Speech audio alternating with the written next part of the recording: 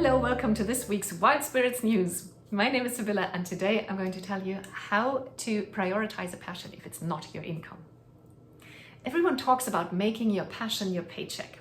And indeed, it can be very fulfilling. I know a lot of people are very successful in doing this. Indeed, my work is one of my passions too.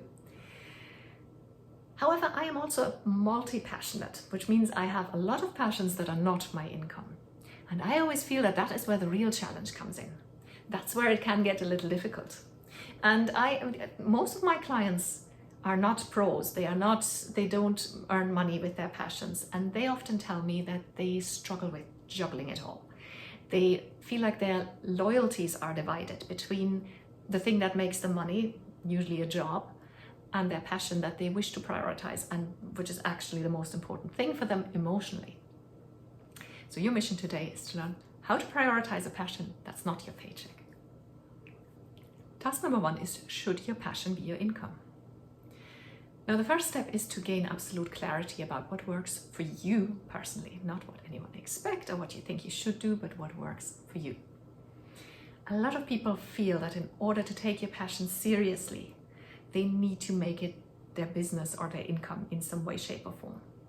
I've always found that a very limiting worldview, and it's based on this materialistic world that we live in. It's like anything that's serious needs to make money. And if it doesn't make money, it's not that serious and it's not taken seriously. And that's just not true. You are not your job. Now, if you want to become a full-time academic or researcher or a performing musician, actor, dancer on stage, or a professional artist, by all means do it. I cheer you on all the way. Just know that this is not what you have to do in order to make your passion a priority. Task number 2 is prioritizing a hobby passion. We need to lose the phrase just a hobby, because there's nothing just or less than about a passion that doesn't make you any money. In fact, I would actually argue that it takes all the more passion to prioritize, to focus on something that a passion, just because it's a passion, just because it gives you joy, without having the monetary incentive of making an actual income from it.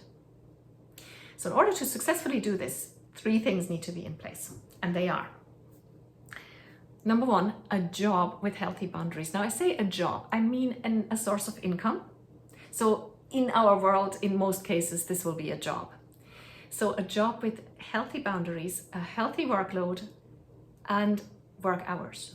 So this can't be the kind of job where your boss forgets that there's something called work-life balance and expects you to be there until midnight 3 times a week at random times. We all know these jobs exist, and that's maybe not the kind of job that is conducive to prioritizing something in your life that isn't your job. Number 2 is plenty of self-care and time for yourself and the people that you love, the people that are important in your life. So your loved ones. Plenty of time for that. Again, that's kind of connected. As you can see, if you have a job that takes all hours, you won't have plenty of time for them. And you also won't have neither will you have number 3, which is time that is scheduled and non-negotiable for your passion or multiple passions. So again, you always hear me saying this: if it's not in your calendar, it's not going to happen. It needs to be scheduled and it needs to be non-negotiable. That's what a priority is. This happens no matter what else happens. Right?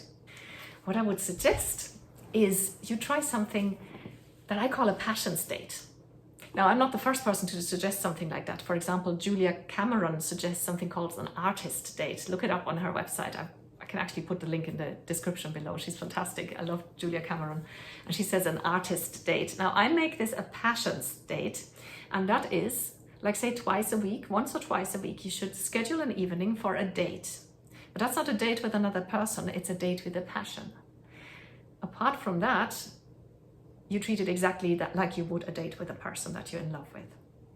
You woo your passion, so to speak, on that evening, which means you show up at your best.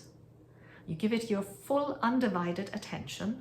I mean, imagine you had a date and you'd be playing on your phone all the time. You wouldn't do that, right? So don't do it to your passion either.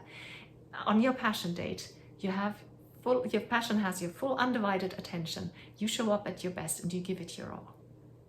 And that brings me to task number 3, which is let me know. Hit the reply button on the email that you got the link to this video with and tell me what you take away from this video. Is your passion perhaps your paycheck, or are you aiming to make it your paycheck? Or are you among those people who want to keep a passion as a hobby, like my piano playing, for example? That'll never be my income because I'm simply not good enough at it, but it's a passion and it is a priority in my life. So tell me what you think about this. I'll reply to every email, I promise.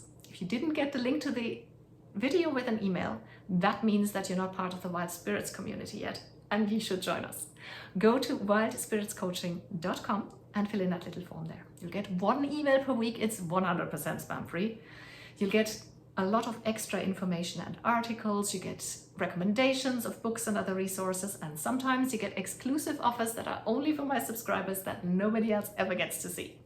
So go to wildspiritscoaching.com and sign up, or you can Google Wild Spirits Coaching. That'll get you to my website as well.